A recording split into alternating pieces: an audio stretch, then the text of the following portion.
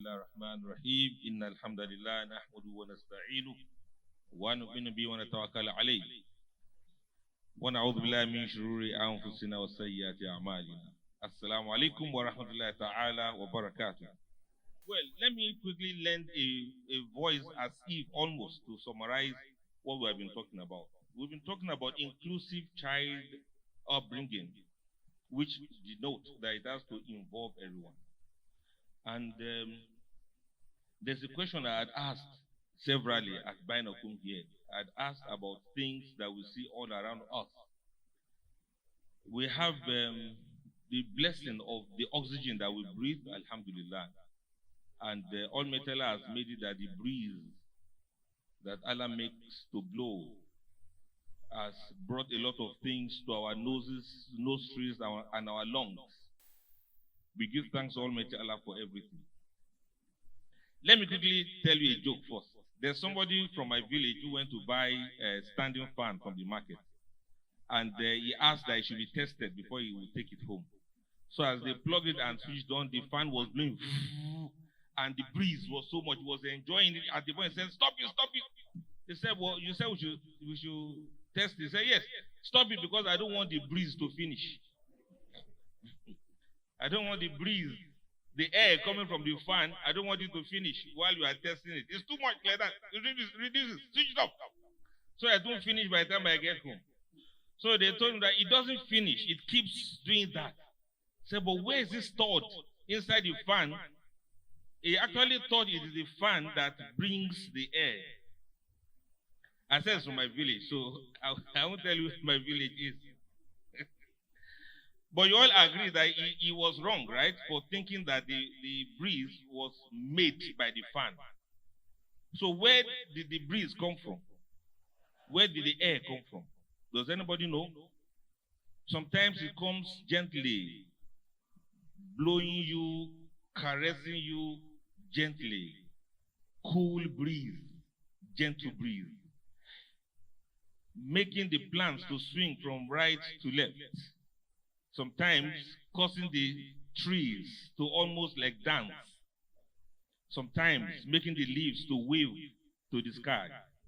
Greeting the passing by clouds that are also being herded by the wind itself. Pregnant clouds being moved and herded like animals to a place where they will deliver and they will give birth to showers of rain. Breeze, cool, useful. Sometimes it can be very harsh, blowing with torrents. You call it tsunami sometimes. And you see how it will pluck off a whole tree, roots and all. And how it will turn everything upside down that it meets in its wake. Sometimes it can be very gentle. Sometimes it can be very torrential. That is the breeze. Where does it come from? From the west, from the east, from the north, from the south. It comes from many places and no place at all. But we can feel it when it is around. Have you seen the wind before? You can't see the wind itself. You can only see it by virtue of what it carries with it. So if somebody asks you, what is the color of the wind? The wind doesn't have any color. It's only the color of whatever it carries with it that it assumes. And now, let me ask you, what is the smell of the wind? Does the wind have any smell? It doesn't have any smell. The smell of the wind is determined by where the wind has passed through before reaching your nose. If the wind has passed through the latrine, there's a way it's going to smell.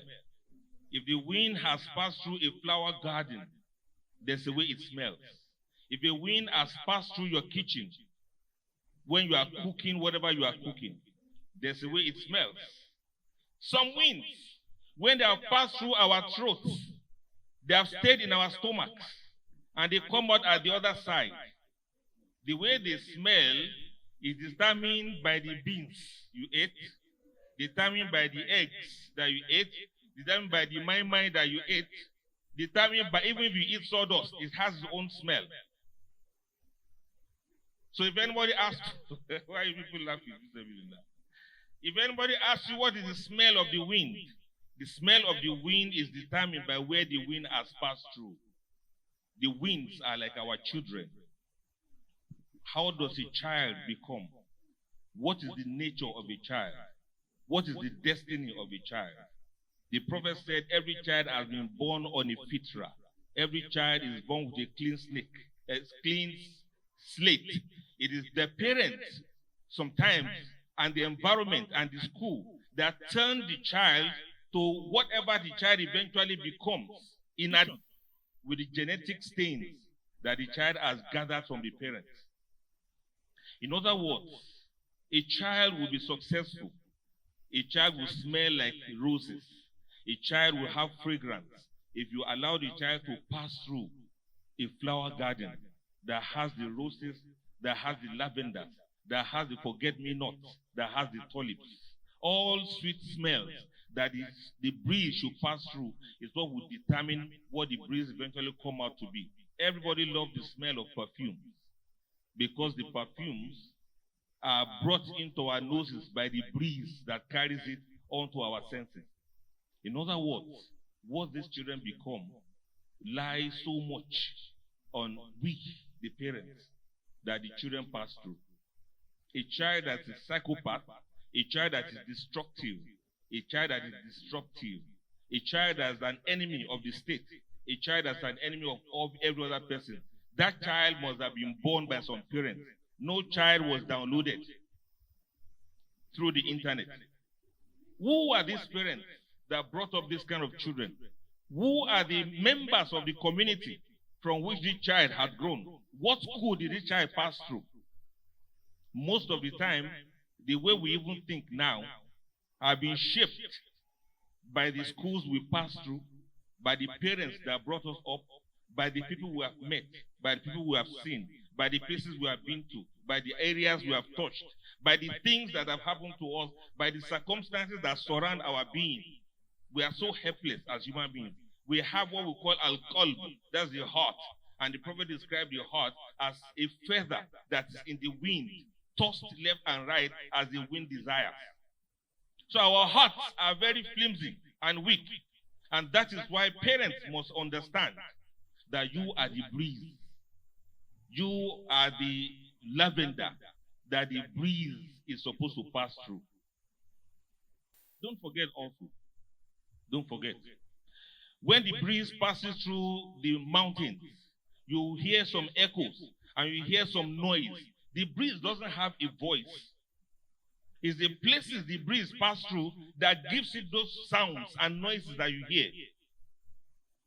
But what if the breeze should pass through our lungs and enter into a flute? The sound, the sweet melody that comes from that flute, it is not the wind that made it. It's the shape of the flute that determines the sweet melody that comes from it. And this music can be sonorous. This music can be inspiring. This music can be motivating. Sometimes it can be music of sorrow and sadness. But it doesn't just come out of the flute just like that, or whatever windpipe we use. The working of the hands in controlling and determining the music, the note that is played by that flute is also very essential. Parents, you are the flute. You are the one that is controlling whatever sound comes from that flute. If it is a sound of goodness, we know your hands have worked on it. If it is sound of sorrow, of destruction, of war, of turbulence, we know your hand has worked on it. Parents should not complain. They should not pretend as if they don't know what they have given back to. If you don't like what you see in the faces of your children, you need to look at the mirror. And from there, you understand very well that these children have actually resembled you 100%. They are watching, they are observing, they know what we do, they know when we lie, they know when we are deceptive, they know when we are selfish, they know when we truly care, and they know when we pay attention to them. At least you have to do your best first. before any other thing, you must do your best.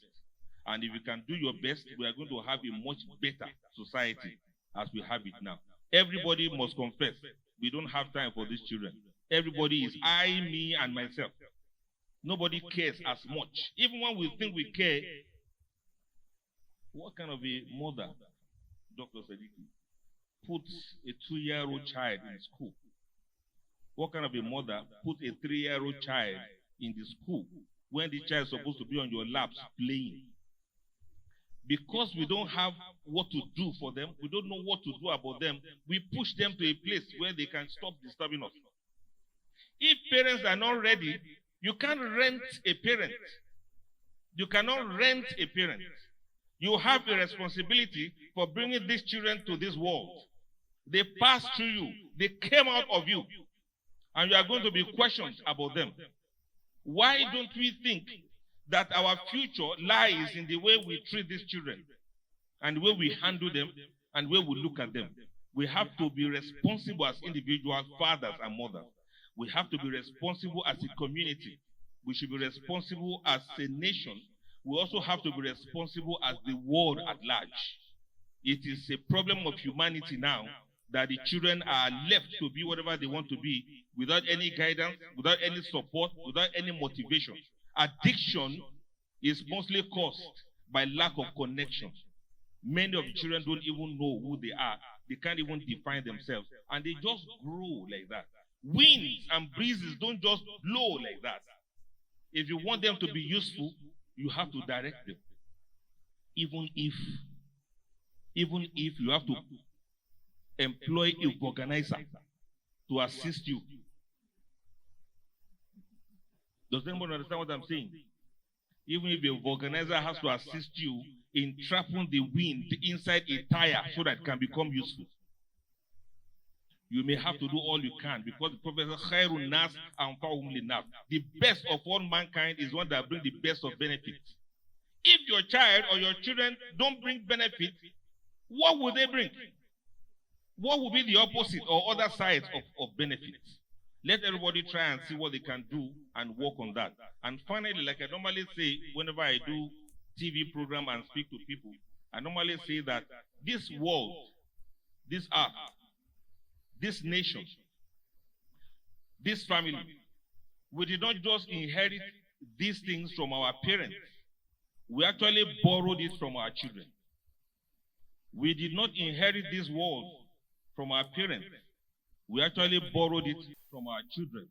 We must be responsible custodians so that we know what we hand over to them. And by the time we shift, the breeze and the wind will continue to bring benefits to others. The breeze will gently carry the clouds that are already pregnant with rainfall and blessings. And they will shower blessings on everyone, and greens and foliages will begin to grow from the earth to nourish the universe back to life again. Assalamu alaikum wa rahmatullahi ta'ala wa barakatuh.